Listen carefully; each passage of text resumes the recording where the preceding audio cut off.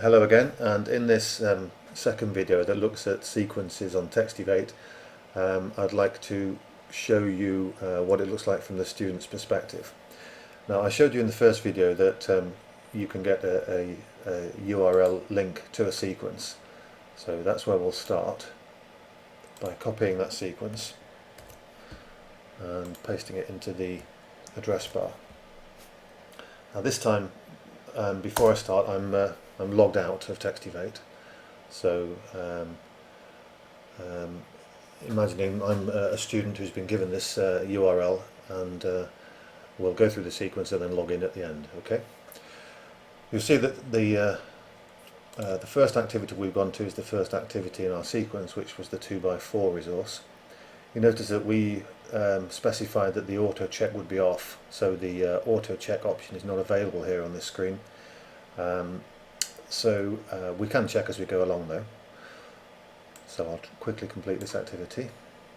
J'ai un frère mais je n'ai pas de sœur. Mon frère s'appelle Joseph. Il a le même âge que moi. Nous sommes des jumeaux. Et toi, tu as des frères et sœurs? Okay, I'll check that. Okay, activity completed. 1 completed, 2 remaining. Close the box and click on the next button to go to the next activity. So we'll do that, and it should take us to the second activity in our sequence, which was the 3x3 activity. J'ai un frère mais je n'ai pas de sœur. Mon frère s'appelle Joseph, il a le même âge que moi. Nous sommes des jumeaux. Et toi, tu as des frères et sœurs? Check. Okay, the same thing again. Activity completed, 2 completed, 1 remaining. I'll close this box by clicking outside of it and clicking on the next button to go to the next activity. Okay, this time we have a gap fill. J'ai un frère mais je n'ai pas de sœur.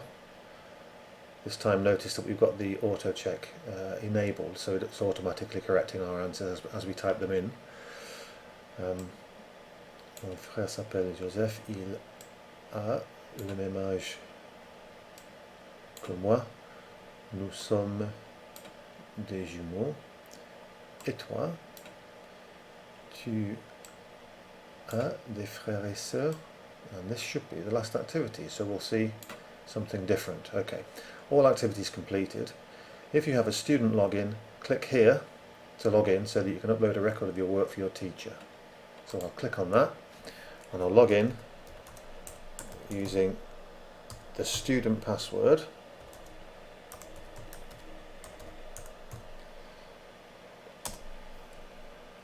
Okay, and immediately after logging in I should see this next little notification.